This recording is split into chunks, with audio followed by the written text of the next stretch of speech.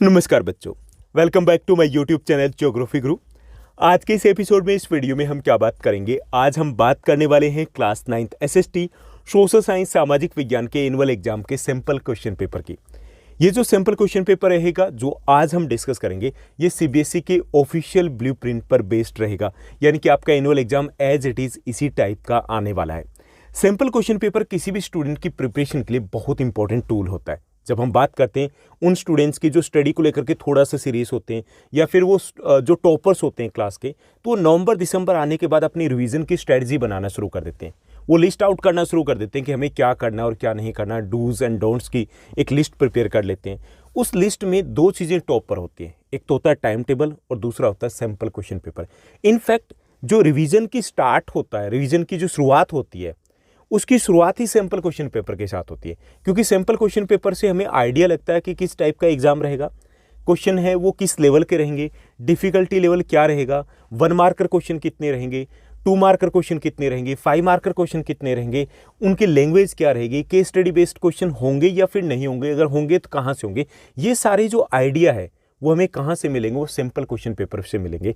तो आप चाहे बोर्ड के स्टूडेंट को देख लीजिए, चाहे आप कंपटीशन एग्जाम के स्टूडेंट को देख लीजिए, तो वो स्टूडेंट्स भी इसी तरीके से सिंपल क्वेश्चन पेपर के साथ ही शुरुआत करते हैं, क्योंकि उसके बाद जब वो रिवीजन के साथ जाएंगे तो उनके माइंड में रहेगा कि हाँ भाई, इस टाइप के क्वेश्चन एग्जाम में आ सकते हैं, इस टाइप की लैंग्वेज एग्जाम में रहेगी। तो जो प्रिपरेशन आपकी जाती है वो ज़्यादा सॉलिड जाती है, ज़्यादा अच्छी जाती है।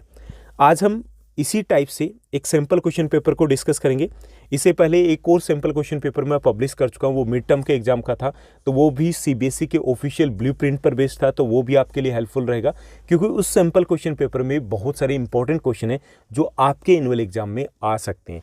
और आज का ये हमारा सिंपल क्वेश्चन पेपर रहेगा, तो इसमें भी वो क्वेश्चंस हैं जो इंपॉर्टेंट है, मोस्ट इंपॉर्टेंट क्वेश्चंस है। तो इन क्वेश्चंस को आपको ठीक से करना भी है, क्योंकि इनके आपके एग्जाम में रिपीट होने के चांसेस भी अच्छे खासे रहेंगे। इस सिंपल क्वेश्चन पेपर की जो पीडीएफ फाइल है वो आप टेलीग्राम से ले सकते हो, टेलीग्राम के चैनल को आप ज्वाइन कर सकते हो, या फिर इंस्टाग्राम से भी आपको मिल सकती है। चलिए शुरुआत करते हैं हम आज के इस सिंपल क्वेश्चन पेपर की। जैसा कि आप अपनी स्क्रीन के ऊपर देख पा रहे हैं, ये class 9th SST social science सामाजिक विज्ञान का सिंपल क्वेश्चन पेपर रहेगा। आपका टाइम रहेगा 3 आवर्स का, 3 घंटे का।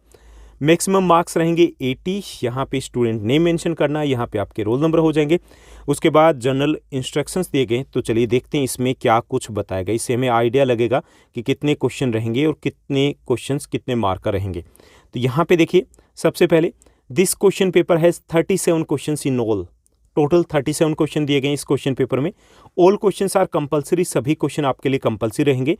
एंड आंसर्स जो है are to be answered in serial order to avoid deduction of marks, यानी कि कोशिश करना है कि इनके आंसर्स है वो सीरियल ऑर्डर में दिए जाएं। ठीक, marks are indicated against each section के आगे मार्क्स दिए गए कि कितने मार्क कर क्वेश्चन नेक्स्ट वाले रहेंगे। और इसमें 37A और 37B जो आपके क्वेश्चन रहेंगे वो मैप वर्क बेस्ड क्वेश्चन रहेंगे। इसमें से जो 37A है वो 2 मार्क का रहेगा, ये हिस्ट्री से रहेगा, और जो 37B है ये जियो से रहेगा, ये आपका 3 मार्कर क्वेश्चन रहेगा। क्लियर। इसके अलावा question number and options must be clearly written in the space provided in the map. Map में आपको क्वेश्चन नंबर या ऑप्शन है वो क्लियरली लिखना है, और tie the map with in the answer sheet properly. आपको मैप को अच्छे से अटैच करना है अपनी आंसर शीट के साथ। तो ये कुछ जनरल इंस्ट्रक्शंस हो गए जो आपके क्वेश्चन पेपर में आपको मिलेंगे। उसके बाद आपका सेक्शन ए यहाँ पे दिया गया, और इसमें दिए गए आपको 20 क्वेश्चन। कैसे क्वेश्चंस हैं, ये आपके MCQs रहेंगे, यानी कि 20 आपके मल्टीपल चॉइस क्वेश्चंस रहने वाले हैं। तो इसमें फर्स्ट आपका क्वेश्चन दिया गया वो है, who were the worst sufferers in Nazi Germany. Nazi Germany में सबसे ज़्यादा कष्ट किसको उठाने पड़े थे, सबसे ज़्यादा तकलीफ किसको हुई थी। इसमें 4 ऑप्शन दिए गए। फर्स्ट ऑप्शन हमें दिया गया ज्यूज, यानी कि यहूदी। सेकेंड है पोल्स, यानी कि पोलिस, पोलैंड के लोग। थर्ड है रशियंस, यानी कि रूसी। और चौथे हैं जिप्सीज, यानी कि जिप्सी लोग। तो इसमें हमारा जो करेक्ट आंसर रहेगा वो रहेगा ज्यूज, यहूदी। यानी कि जर्मनी में सबसे ज़्यादा जो दिक्कत हुई थी, समस्या हुई थी, वो ज्यूज यानी कि यहूदियों को हुई थी। लगभग 60 लाख के आसपास जो यहूदी थी वो मारे गए थे, उनको मारा गया था सेकेंड वर्ल्ड वॉर के दौरान। कहाँ पर? जर्मनी में। ठीक, उसके बाद सेकंड जो हमारा क्वेश्चन रहेगा, सेकंड क्वेश्चन दिया गया सिंपल क्वेश्चन पेपर में, which was the most famous club of France. France का सबसे फेमस क्लब कौन सा था, ये हमें बताना है। तो ये आपके हिस्ट्री का फर्स्ट चैप्टर का क्वेश्चन है, तो इसमें करेक्ट आंसर आपका ये रहेगा जैकोबिन क्लब। ओके, चलिए सेकंड क्वेश्चन की बात करते हैं। दूसरा हम प्रश्न देखते हैं। सेकंड जो हमें क्वेश्चन, थर्ड क्वेश्चन को देखते हैं। थर्ड क्वेश्चन हमें दिया गया which is not a fundamental right. हमें यहाँ पे ऑप्शन दिए गए हैं, उनमें से हमें बताना है कि कौन सा एक मौलिक अधिकार नहीं है। तो इसमें दिया गया समानता का अधिकार, राइट ऑफ इक्वालिटी, ये है fundamental right. Right to freedom, स्वतंत्रता का अधिकार, ये भी फंडामेंटल राइट है। राइट टू एजुकेशन, शिक्षा का अधिकार, ये फंडामेंटल राइट नहीं है, अलग से फंडामेंटल राइट नहीं है, बल्कि एक लीगल राइट है, ये कानूनी अधिकार है। और डी दिया गया राइट अगेंस्ट एक्सप्लॉयटेशन, शोषण के विरुद्ध अधिकार, ये भी फंडामेंटल राइट है। तो हमारा करेक्ट आंसर सी हो जाएगा, क्योंकि राइट टू एजुकेशन है वो एक लीगल राइट है, कानूनी अधिकार है, फंडामेंटल राइट नहीं है अलग से। क्लियर, तो सी आपका करेक्ट आंसर रहेगा। Now let's move to the next question. Fourth question की बात करते हैं। फोर्थ क्वेश्चन हमें दिया गया when was the first complete census taken in India. हमें बताना है कि भारत में पहली संपूर्ण जनगणना कब हुई थी। ओके, तो इसमें करेक्ट आंसर आपका ए रहेगा, करेक्ट आंसर आपका बी रहेगा। जैसे ए में की गई थी जनगणना वो कंप्लीट नहीं थी, ठीक। बी में जो जनगणना हुई थी वो कंप्लीट हुई थी, तो आपका करेक्ट आंसर है वो बी रहेगा 1881, ठीक। उसके बाद 10 ईयर्स के गैप के ऊपर जनगणना हमारी सेंसस है वो होती रही, तो बी आपका करेक्ट आंसर रहेगा। यानी कि इसमें देखिए दो क्वेश्चन आपके बनते हैं। एक तो ये कि भारत में पहली जनगणना कब हुई, तो पहली जनगणना जो थी वो 1870 में हो गई थी, लेकिन वो इनकम्प्लीट थी। तो पहली कंप्लीट जो सेंसस है वो 1881 में हुई थी, 1881 में। तो बी आपका करेक्ट आंसर रहेगा। Now let's move to the next question. Next जो हमारा फिफ्थ क्वेश्चन है उसको देखते हैं। फिफ्थ क्वेश्चन हमें दिया गया the women in France win the right to vote in. France में महिलाओं को वोट डालने का अधिकार कब मिला, ये हमें बताना है। तो इसका करेक्ट आंसर आपका ये रहेगा 1946। ओके, चलिए नेक्स्ट क्वेश्चन को देखते हैं। अगला जो हमारा नेक्स्ट क्वेश्चन है सिक्स्थ क्वेश्चन। सिक्स्थ जो हमें क्वेश्चन दिया गया name the two north eastern states of India through which the tropic of cancer passes. क्या बताना है हमें बताना है किन्हीं दो उत्तरी पूर्वी राज्यों के नाम जहां से होकर के कर्क रेखा गुजरती है, ठीक। तो इसके लिए हमने जब चैप्टर को डिस्कस किया या मोस्ट इंपॉर्टेंट क्वेश्चंस को डिस्कस किया तो उस सीरीज में हमने बात की थी कि इसके लिए एक आसान सी ट्रिक है, मित्र पर गमछा झाड़। मित्र पर गमछा हो गया, गमछा समझते हो ना, एक कपड़ा होता है, और यहाँ हो गया झाड़, ठीक। इसमें उन 8 राज्यों के नाम है जिनसे होकर के जो ट्रॉपिक ऑफ कैंसर गुजरती है, कर्क रेखा गुजरती है। मी से हो गया मिजोरम, त्रय से हो गया त्रिपुरा, पै से पश्चिम बंगाल, रै से राजस्थान, गै से गुजरात, मैं से मध्य प्रदेश, छः से छत्तीसगढ़, और झार से हो गया झारखंड, ठीक। तो इसमें देखिए ऑप्शन जो हम देखेंगे तो ऑप्शन में मिजोरम और त्रिपुरा दिया गया डी में, तो ये हमारा करेक्ट आंसर होगा फिर। यानी कि इन दो राज्यों से होकर के जो कर्क रेखा है, ट्रॉपिक ऑफ कैंसर है, वो गुजरती है। चलिए now let's move to the next question. Question number 7 को देखते हैं। 7 जो हमें क्वेश्चन दिया गया हमें क्या बताना है, हमें बताना है कि which of the following is included in the primary sector. इनमें से क्या है जो प्राइमरी सेक्टर में सम्मिलित है, प्राइमरी सेक्टर में आता है। तो इसमें करेक्ट आंसर आपका सी रहेगा, फॉरेस्ट्री, वानिकी, यानी कि वनों से लकड़ी इत्यादि काटना, ये प्राइमरी सेक्टर में आएगा। जो मैन्युफैक्चरिंग है ये सेकेंडरी में आ जाता है, टूरिज्म है ये टर्सरी में आ जाता है, कम्युनिकेशन है ये भी टर्सरी में आ जाता है। तो सी आपका करेक्ट आंसर रहेगा, ये प्राइमरी सेक्टर की एक्टिविटी है, ठीक। जैसे खेती बाड़ी हो गया, खनन हो गया, मछली पकड़ना हो गया, शिकार करना हो गया, वनों से लकड़ी काटना हो गया, ये सारे प्राइमरी सेक्टर में आते हैं, ठीक। Now let's move to the next question. 8th question को देखते हैं। 8th हमारा क्वेश्चन दिया गया which river is known as the south Ganga. किस नदी को दक्षिण गंगा कहा जाता है, ये हमें बताना है। तो इसमें करेक्ट आंसर आपका ए रहेगा, गोदावरी को साउथ गंगा या दक्षिण गंगा कहा जाता है, क्योंकि इसकी लेंथ, जैसे नॉर्थ इंडिया की बात करें तो जो गंगा है उसकी टोटल लेंथ है 2525 किलोमीटर, जो कि नॉर्थ इंडिया की इंडिया में बहने के बेस पर लॉन्गेस्ट रिवर है। ऐसे ही साउथ इंडिया की जो लॉन्गेस्ट रिवर है वो गोदावरी है। इस बेस पर गोदावरी को साउथ गंगा, दक्षिण गंगा, बूढ़ी गंगा, वृद्ध गंगा, ओल्ड गंगा के नाम से जाना जाता है। Now let's move to the next one. 9th question को देखते हैं। 9th जो हमें क्वेश्चन दिया गया हमें क्या बताना है, हमें बताना है कि जावा वॉज अ डैश कॉलोनी। जावा एक उपनिवेश था, किसका उपनिवेश था ये हमें बताना है। जैसे भारत क्या था, एक ब्रिटिश उपनिवेश था, ऐसे ही था ना, यानी हम ब्रिटेन के अंडर में आते थे। तो जावा किसके अंडर में आता था ये हमें बताना है। तो इसमें करेक्ट आंसर आपका सी रहेगा, डच। जावा एक डच उपनिवेश था, Java was a Dutch colony, ठीक। Now let's move to the next question. 10th question को देखते हैं। 10वां हमारा प्रश्न रहेगा, देश is a form of government in which the rulers are elected by the people, कि ये एक प्रकार की सरकार होती है और इसमें जो लोग हैं वो शासकों का चुनाव करते हैं, यानी कि जनता है वो शासकों का चुनाव करती है। तो हमें बताना ये कौन सी गवर्नमेंट होती है जिसमें लोग जो रूलर्स हैं, गवर्नमेंट है, उसको इलेक्ट करते हैं। तो इसमें करेक्ट आंसर आपका डी हो जाएगा, डेमोक्रेसी। डेमोक्रेसी में ऐसा होता है। क्लियर। चलिए नेक्स्ट क्वेश्चन को देखते हैं। अगला जो हमारा प्रश्न रहेगा 11th क्वेश्चन दिया गया। 11th क्वेश्चन है, in a democracy each adult citizen must have, यानी क्या पूछा गया कि लोकतंत्र में हर वयस्क नागरिक के पास होना चाहिए, क्या होना चाहिए, must have right to vote, vote का अधिकार होना चाहिए, बिल्कुल होना चाहिए। Each vote must have one value, सभी वोट का एक समान मोल होना चाहिए, बिल्कुल होना चाहिए। A and B both, A और बी दोनों, तो सी हमारा करेक्ट आंसर हो जाएगा यहाँ पर, ठीक, क्योंकि ए और बी दोनों है वो करेक्ट है। उसके बाद 12th क्वेश्चन देखिए, 12वां हमारा प्रश्न दिया गया। 12th क्वेश्चन क्या है, व्हेन वाज द अंत्योदय अन्न योजना लॉन्च्ड, हमें बताना है कि अंत्योदय अन्न योजना को कब लागू किया गया था। तो इसमें करेक्ट आंसर आपका डी रहेगा, 2000 में। ओके, ईयर 2000 है, उस वक्त इस योजना को लागू किया गया था। Now let's move to the next question. अगला जो हमारा प्रश्न दिया गया है, क्वेश्चन नंबर 13 दिया गया, when was the wild life protection act implemented in India, भारत में वन्य जीव संरक्षण अधिनियम कब लागू हुआ था। तो इसका करेक्ट आंसर है वो आपका बी रहेगा, 1972 में। क्लियर, 1972 में। उसके बाद नेक्स्ट क्वेश्चन को देखिए। अगला जो हमारा क्वेश्चन दिया गया है, क्वेश्चन नंबर 14 है, where was Nelson Mandela a popular leader, Nelson Mandela कहाँ के जन नेता थे, कहाँ से बिलोंग करते थे, हमें बताना है। तो इसमें करेक्ट आंसर आपका ए रहेगा, south Africa. He was a popular leader of south Africa, वो साउथ अफ्रीका के जन नेता थे, वहाँ पर लोगों के बीच में काफ़ी ज़्यादा प्रसिद्ध थे, पॉपुलर थे। Now let's move to the next question.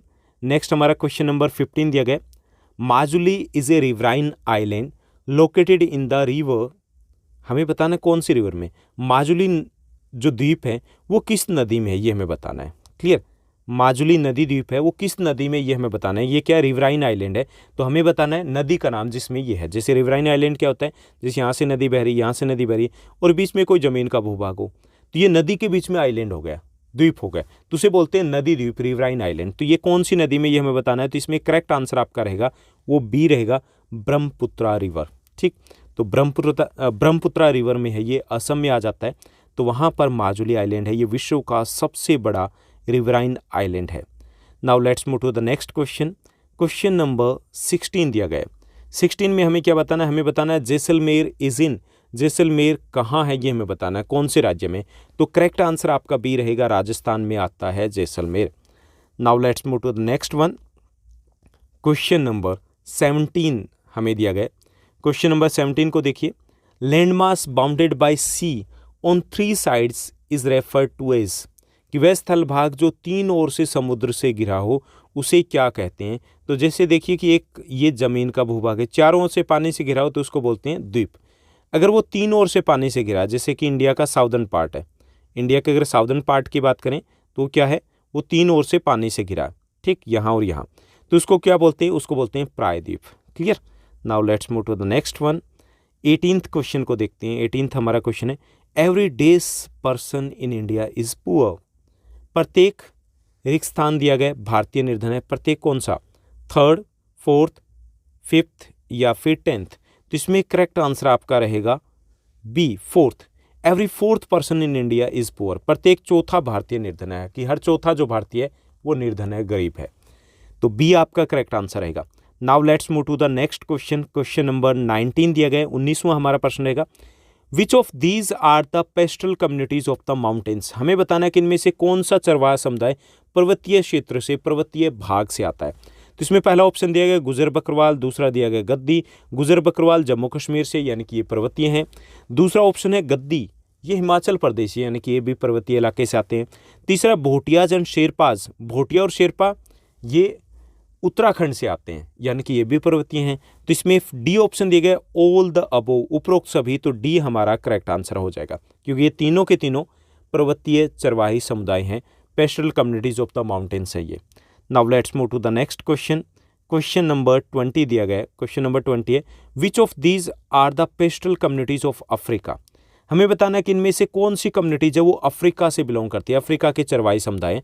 तो पहला ऑप्शन दिया गया बेडुइन्स एंड बर्बर्स, सेकंड है Maasai and Somali, third option दिए गए Boran and Turkana, and D दिया गया ऑल द अबव, उपरोक्त सभी। तो इसमें करेक्ट आंसर हमारा डी रहेगा, क्योंकि ये सभी के सभी अफ्रीका से बिलोंग करते हैं। तो ये था हमारा सेक्शन ए, जिसमें आपको मिलेंगे 20 MCQs questions. Now let's move to the section B, second section की तरफ चलते हैं। जो हमारा सेक्शन बी है, इसमें रहेंगे हमारे 4 2 marker question, question number 21, 22 and 24। ठीक, इसमें क्वेश्चन नंबर 21 को देखिए। क्वेश्चन नंबर 21 दिया गया, गिव 2 एग्जांपल्स ऑफ रिसोर्सेज। संसाधन के कोई 2 उदाहरण देने। संसाधन क्या होता है? कोई भी वस्तु जो आपके काम की होती है। Anything that is usable to us is known as a resource. जैसे आपके हाथ में ये मोबाइल है, ये रिसोर्स है। आपकी बुक्स, आपकी नोटबुक्स, आप जिस रूम में बैठे हो, जिस चेयर के ऊपर आप बैठे हो, वो सब कुछ जो आपके आसपास आपको दिखाई दे रहा है, आपके घर में सारी काम की चीज़ें, वो सभी की सभी रिसोर्सेज है। क्लियर? तो कोई भी 2 चीज़ों के नाम लिख सकते हो। उसके बाद क्वेश्चन नंबर 22 दिया गया, 22 जो हमारा क्वेश्चन है, name 2 tributaries of Brahmaputra river. Brahmaputra नदी है, उसकी 2 सहायक नदियों के नाम बताने हमें। सहायक नदियाँ होती हैं जो खुद किसी सागर या समुद्र में नहीं गिरती, बल्कि किसी दूसरी नदी में गिर जाती है। तो एक तो हो गया दिहांग, दूसरी हो गई तीस्ता। ओके, दिहांग और तीस्ता 2 नाम काफ़ी रहेंगे आपके लिए। ये सहायक नदियाँ, हालांकि बड़ी सहायक नदियाँ नहीं है ब्रह्मपुत्रा की कोई भी। उसके बाद 23rd क्वेश्चन दिए गए, explain the term burst of the monsoon. Monsoon प्रस्फोट क्या होता है? कि at the time of the arrival of the monsoon sometimes heavy rainfall continues for many days, that is known as the monsoon burst.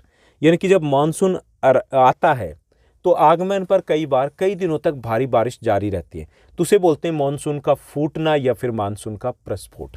ठीक, चलिए उसके बाद next question की बात करते हैं। अगला हमारा क्वेश्चन दिया गया, what are the 3 most important factors of human resource development. मानव संसाधन विकास के 3 सबसे महत्वपूर्ण कारक कौन से हैं? जैसे हम सभी क्या है, we are the human beings है ना, और हम सभी ह्यूमन रिसोर्स बन सकते हैं। किन 3 चीज़ों से बनेंगे? सबसे इंपॉर्टेंट क्या है कि अगर हमें रिसोर्स बनना है, हमारी वैल्यू अगर हमें बढ़ानी है, तो इसमें 3 सबसे इंपॉर्टेंट फैक्टर होते हैं। पहला होता है आपका एजुकेशन, शिक्षा, दूसरा होता है हेल्थ, ठीक, और तीसरा होता है स्किल समझ रहे हो ना? स्किल मतलब कोई भी काम धंधा हमें आना चाहिए। तो यानी education, health and skill, these are the 3 most important factor of the human resource development. थोड़ा थोड़ा सा लिख दोगे इनका। ओके, चलिए नेक्स्ट क्वेश्चन, नेक्स्ट सेगमेंट की बात करते हैं। और थर्ड जो हमारा सेगमेंट है वो है सेक्शन सी। इसमें हमें मिलेंगे 5 3 मार्कर क्वेश्चन। इसमें 25th जो क्वेश्चन है वो दिया गया है, describe bloody Sunday incident and what was it's outcome. खूनी रविवार की घटना का वर्णन करना और उसके क्या परिणाम निकले, ये हमें बताना है। तो 1905 में ऐसा होता है कि कुछ जो वर्कर्स होते हैं इंडस्ट्रीज़ के, वो एक मार्च निकालते हैं। कहाँ पे? देवर मार्चिंग टुवार्ड्स द, ये कह सकते हैं कि जार्स पैलेस। ओके, वहाँ के जो किंग थे उनके पैलेस की तरफ वो मार्च निकालते हैं। देवर ऑर्गेनाइजिंग द प्रोटेस्ट एक्टिविटीज़। वो प्रोटेस्ट एक्टिविटीज़ को ऑर्गेनाइज करे थे और वो डिमांड करे थे, किस टाइप की डिमांड करे थे? जैसे हायर वेजेस की डिमांड करे थे कि वेतन बढ़ा दिया जाए, बेटर वर्किंग कंडीशन की डिमांड करे थे, reduction in the working hours की काम करने के घंटे कम कर दिए जाए, उसकी वो डिमांड करे थे। इस प्रकार की उनकी मांगे थी। और वहाँ पर जो पुलिस होती है, दे ओपन फायर्ड ऑन दम, उनके ऊपर ओपन फायर की जाती है। And hundreds of people died in that incident, सैकड़ों की संख्या में लोग वहाँ पर मारे जाते हैं। उसे बोलते हैं ब्लडी संडे इंसिडेंट, क्योंकि उस दिन संडे था, तो उसे बोलते हैं खूनी रविवार की घटना। ठीक, और उसके परिणाम क्या निकले कि उसके बाद जो किंग है, जार है, वो बैकफुट पे आ जाते हैं और वो इनकी कुछ मांगों को मान लेते हैं। और साथ ही साथ रशिया में ड्यूमा का गठन किया जाता है। ड्यूमा क्या है? वहाँ की पार्लियामेंट। ठीक, तो he was ready for the Duma, जो उनकी डिमांड थी, ये भी एक डिमांड थी, तो ड्यूमा का गठन कर दिया जाता है। ओके, उनकी एक तरीके से एस्टेब्लिश कर दी जाती है ड्यूमा को। तो ये आपका 25th क्वेश्चन रहेगा। उसके बाद 26th जो क्वेश्चन दिया गया है 3 मार्कर में, why is democracy considered the best form of government, briefly describe any 3 reasons. लोकतंत्र को सबसे बेहतर शासन व्यवस्था क्यों माना जाता है? किन्हीं 3 कारणों का संक्षेप में वर्णन करना हमें। ओके, अब बताना है कि डेमोक्रेसी क्यों बेटर है। क्लियर? कोई 3 बताना है। जैसे in democracy people can choose their own government, लोग अपनी सरकार को खुद चुन सकते हैं। In democracy people can change their own government, लोग अपनी सरकार को बदल सकते हैं। नॉन डेमोक्रेटिक में होता है? बिल्कुल नहीं होता। इसके अलावा in democracy all the people have right to vote, सभी लोगों के पास वोट का अधिकार होता है।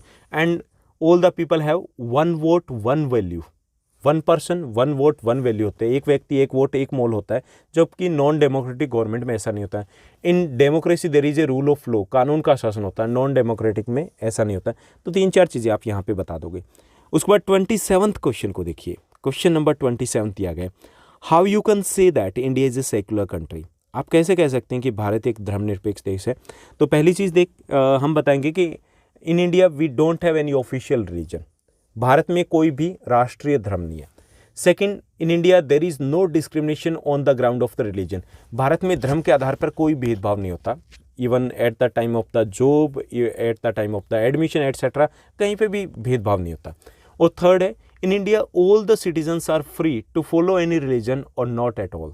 और इसके साथ तीसरी सबसे इंपॉर्टेंट चीज़ है कि भारत में सभी नागरिकों को किसी भी धर्म को मानने या ना मानने के लिए फ्री है, ये उनकी मर्जी है, उनका पर्सनल मैटर है। Okay, so we can say that India is a secular country, भारत एक धर्मनिरपेक्ष देश है।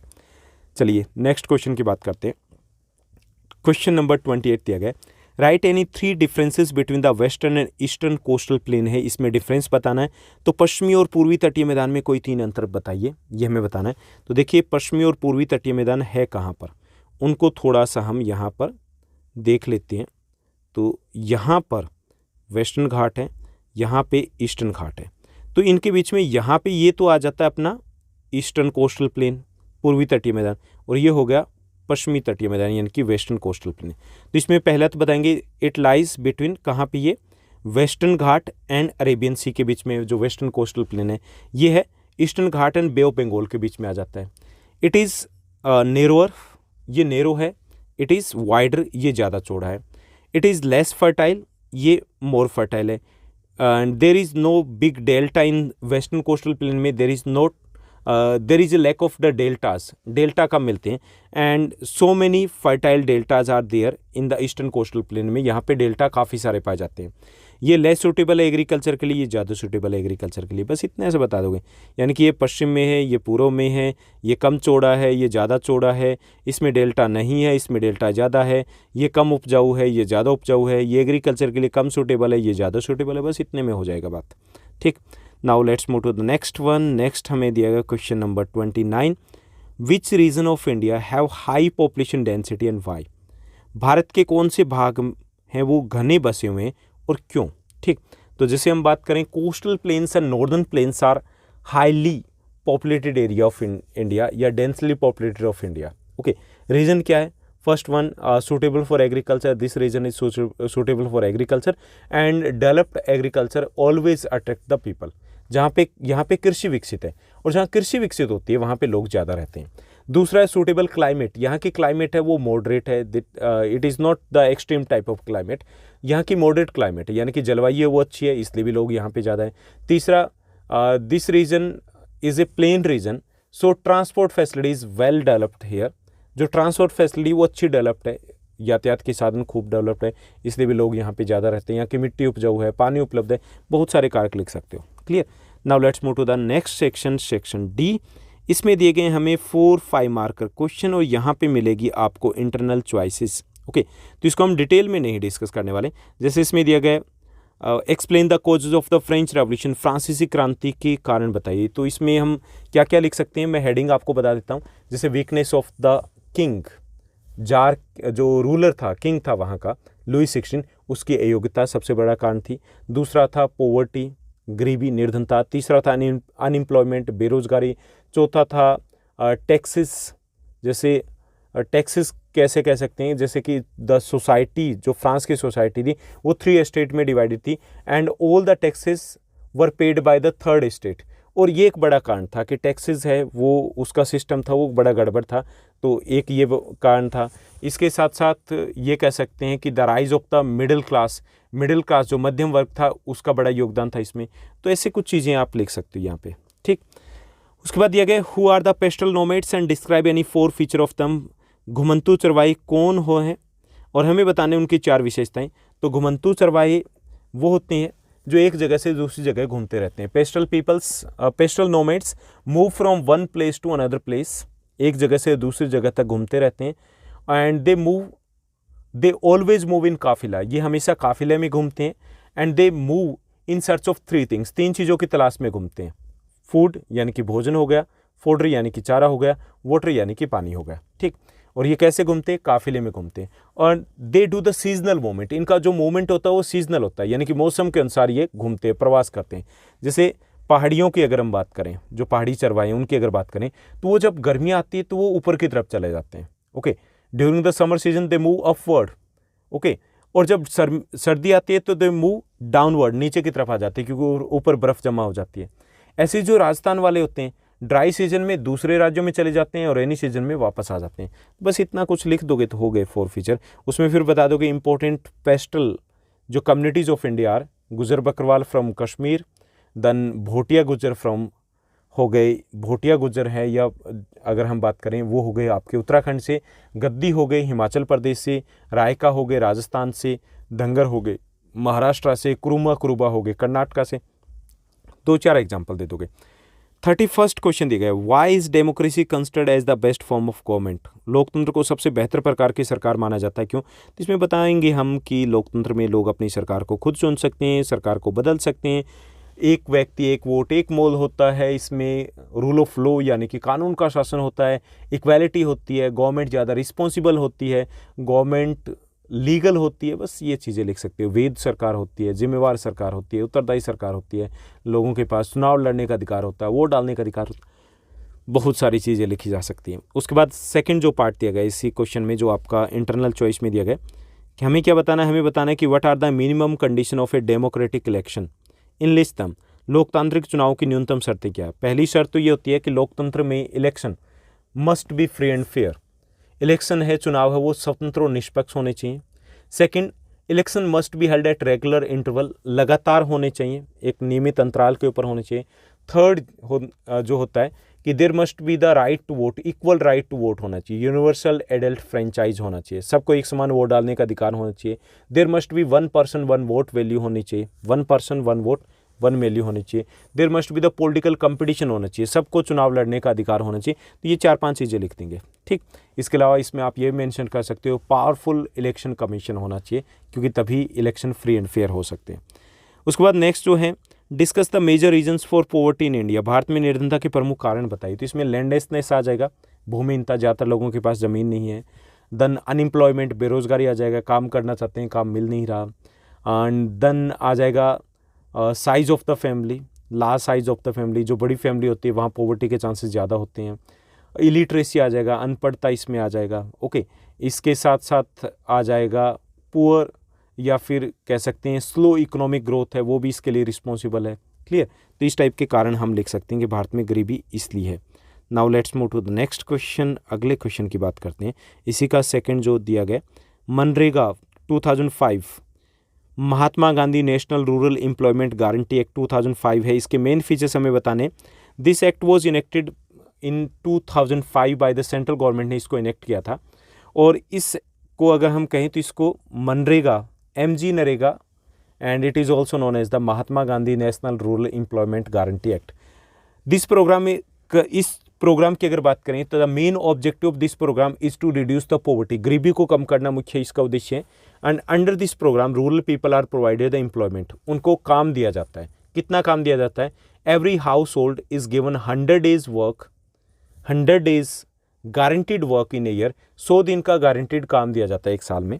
If government fails to provide the such employment then it provides the allowances, कि अगर गवर्नमेंट ये काम नहीं दे पाती तो वो अलाउंसेस देती है, ठीक। और इसमें 1/3 जो जॉब होती है वो फीमेल के लिए रिजर्व होती है, महिलाओं के लिए आरक्षित होती है, ठीक। ये कुछ विशेषताएं इस पे लिख दूंगे।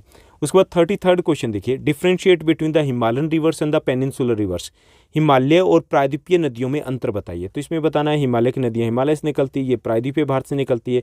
ये जो पेरेनियल रिवर्स होती है, सदाबहानी पूरे साल बहती रहती है, ये सीजनल रिवर्स होती है, बारिश के दिनों में पानी आता है। ये these are large in number, ये है लेस इन नंबर, ये संख्या में ज़्यादा है, ये संख्या में कम है। These are longer, these are smaller, ये लॉन्गर है, ये शॉर्टर है, लंबाई में कम होते हैं।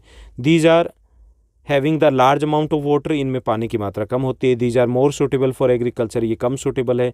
Okay, and these are available for navigation too, नावों को चलाने के लिए अवेलेबल है। These are available only in the coastal area में ही अवेलेबल होती है। कुछ बहुत सारे लिखे जा सकते हैं, ठीक, ऐसे कुछ आपको बताना है। उसके बाद है what are the why are the forest important to man, वन हमारे लिए महत्वपूर्ण क्यों, ये हमें बताना है। वनों के लाभ बताने, यार बहुत सारे बता सकते हो आप। वनों के लाभ, वनों से हमें क्या मिलता है। One provides us the oxygen, one maintain the balance of the environment, पर्यावरण का संतुलन बना के रखते हैं, ऑक्सीजन हमें देते हैं। फॉरेस्ट ब्रिंग्स द रेनफॉल, बारिश को लेकर के आते हैं। Okay, they purify the environment, वातावरण को शुद्ध करते हैं। They control the pollution, pollution को कंट्रोल करते हैं। They control the soil erosion को कंट्रोल करते हैं। दे कंट्रोल द फ्लड, बाढ़ को कंट्रोल करते हैं। They provide the many types of the medicine, many types of the fruits. They are the natural habitat of the plant, forest animals. Okay, birds वगैरह हो गए, wild life हो गए, उनके वो घर होते हैं।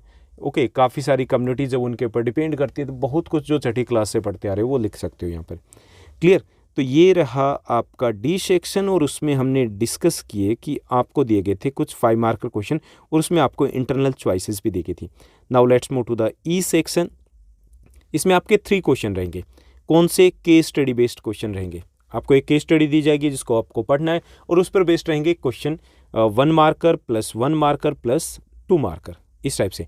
केस स्टडी को मैं यहाँ पर रीड नहीं करने वाला हूँ, आप स्क्रीनशॉट ले सकते हो, या फिर आपको पीडीएफ दे दी जाएगी। कहाँ से मिलेगी? आप टेलीग्राम पे जाइए, कमेंट कीजिए, पूछिए मेरे से, कांटेक्ट कीजिए, और या फिर आप इंस्टा पे आइए, उसके बाद आपको दे दी जाएगी। तो ये आपकी रहेगी यहाँ पर दिए गए केस स्टडी। क्लियर? इसका स्क्रीनशॉट भी ले सकते हो। इसी पर बेस्ड है क्वेश्चन, हम सीधे क्वेश्चन ही सॉल्व कर लेते हैं। 34th क्वेश्चन का फर्स्ट पार्ट देगा 34.1। How many mega biodiversity countries are there in the world, विश्व में कितनी मेगा जैव विविधता वाले देश हैं? तो विशाल जैव विविधता वाले देश हैं वो है 12। उसके बाद दिया गया how many species of plants are there in India, भारत में पेड़ पौधों की कितनी प्रजातियां पाई जाती है? वो है 47,000। ठीक, उसके बाद 34.3 का जो क्वेश्चन दिया गया, थर्ड क्वेश्चन है हमारा इस केस स्टडी पर based. Divide the plants into 2 major categories. तो ये 2 मुख्य वर्ग कौन से होते हैं? 2 वर्ग होते हैं, flowering and non flowering plant. पौधों वाले, जो फूलों वाले और बिना फूलों वाले पौधे, 2 कैटेगरी में डिवाइड कर सकते हैं। What is the number of the flowering plants found in India? तो 15,000 जो स्पीसीज है फ्लावरिंग प्लांट की इंडिया में मिलती है। ठीक, तो ये हो गए आपके यहाँ पर फर्स्ट केस स्टडी। सेकंड देखिए, सेकंड केस स्टडी हिस्ट्री से दी गई है। इसमें भी हमें एमसीक्यूज दिए गए। Which countries economy was worst hit by the economic crisis से? तो इसमें करेक्ट आंसर हमारा जर्मनी रहेगा। सबसे ज़्यादा जर्मनी की ही इकोनॉमी वर्स्ट अफेक्टेड हुई थी आर्थिक महामंदी से। सेकंड क्वेश्चन है what was the impact of economic crisis on German workers, German workers के ऊपर क्या असर पड़ा था? तो इसमें डी आपका करेक्ट आंसर रहेगा, ए और बी दोनों। नौकरी छिन गई या फिर उनकी मजदूरी कम हो गई थी। उसके बाद दिए गए आर्थिक संकट का जर्मन के युवाओं पर क्या प्रभाव पड़ा था? Explain the impact of the economic crisis on the German youth. They turns towards the criminal activities की तरफ चले गए थे। ओके, दे बिकम अनएम्प्लॉयड या फिर वो क्रिमिनल एक्टिविटीज़ में इन्वॉल्व हो गए थे। बस ये असर पड़ा था। उसके बाद 36th क्वेश्चन, यहाँ पे भी केस स्टडी दी गई है, और ये केस स्टडी जियो में से दी गई है। क्लियर? तो यहाँ पर भी कुछ क्वेश्चन हैं कि major river of the peninsula flow किस साइड में बहती है? जो पेनिनसुला की मेजर रिवर्स है वो ईस्ट वर्ड बहती है, पर कहाँ प्रमुख जो नदियाँ हैं वो कहाँ पे? ईस्ट की तरफ जाती है। क्लियर? उसके बाद है name the major water divide of peninsula India, तो वो है वेस्टर्न घाट। उसके बाद है name the 2 rivers of peninsula which form estuaries, 2 नदियाँ जो ज्वार नदमुख बनाती है, तो वो है नर्मदा एंड तापी। क्लियर? चलिए एफ सेक्शन की बात करते हैं। नेक्स्ट जो हमें पार्ट दिए गए एफ सेक्शन, यहाँ पे है मैप वर्क। इसमें दिखाना है पहला 37A, ये हिस्ट्री से दिया गया है। यहाँ पे फर्स्ट में देखिए हमें क्या बताना है? A place where the fortress prison was stormed by the people in 1789। वह स्थान जहाँ पर 1789 में लोगों ने जेल पर धावा बोल दिया था। तो ये है पेरिस। आपको वर्ल्ड मैप में पेरिस को मार्क करना है। ठीक, ये पहले से आपको दिया होगा ए, आपको पहचाना है कि ये क्या है, तो वो पेरिस है। हिंट यहाँ पे मिलेगा। सेकेंड है a country where atomic bomb was dropped in 1945। एक देश जहां 1945 में परमाणु बम गिरा गए थे। तो ये बी से आपको मार्क किया हुआ मिलेगा, आपको पहचाना है कौन सा देश है, तो वो जापान है। क्लियर? चलिए नेक्स्ट पार्ट को देखते हैं। 37B, इसमें दिए गए 3 मैप वर्क के क्वेश्चन जो कि आपके जियो से रहेंगे। क्लियर। तो यहाँ पर क्या दिया गया है, हमें दिया गया है फर्स्ट लीस्ट पॉपुलेटेड स्टेट, सबसे कम जनसंख्या वाला राज्य है। टोटल पॉपुलेशन की बात करें तो वो सिक्किम आपको लोकेट करना है। मालाबार कोस्ट जो कि केरला की साइड में आ जाती है, ठीक, जैसे यहाँ पे केरल है तो ये वाला इतना पार्ट है वो मालाबार कोस्ट है। जिम कॉर्बेट नेशनल पार्क ये कहाँ दिया गया है, ये उत्तराखंड में है। क्लियर। तो ये था हमारा सिंपल क्वेश्चन पेपर। इसके अलावा आपके मिड टर्म का जो एग्ज़ाम हुआ था उसका सिंपल क्वेश्चन पेपर भी ऑलरेडी पब्लिश कर चुके हैं। अगर इसका रिस्पांस अच्छा मिला, यानी कि आपने अच्छा खासे लाइक्स दिए, अच्छे खासे शेयर हुए, तो मैं आपको कुछ और सिंपल क्वेश्चन पेपर भी सोशल साइंस और बाकी सब्जेक्ट के भी अवेलेबल करवाऊंगा। इसके अलावा एसएसटी की बात की जाए तो एसएसटी मतलब भाई सब कुछ करवा रखा मैंने, यानी आपके जितने भी चैप्टर्स हैं वो हिंदी और इंग्लिश मीडियम में उनके मोस्ट इंपॉर्टेंट क्वेश्चंस दे रखे हैं और सिंगल क्वेश्चन उनसे बाहर नहीं आएगा। आप कमेंट सेक्शन में जाना, उन जो भी वीडियोस आप देखोगे, और आप देखना कि काफ़ी सारे बच्चों ने धड़ल्ले से कमेंट्स भी कर रखे हैं कि हमारा एग्ज़ाम हुआ था और एग्ज़ाम में कितने क्वेश्चन आए रहे थे, उन्होंने बता भी रखा है। तो उसको देख लीजिएगा, एसएसटी आपकी बहुत अच्छी जाएगी। आज के लिए बस इतना ही। Thank you, bye bye, have a nice day.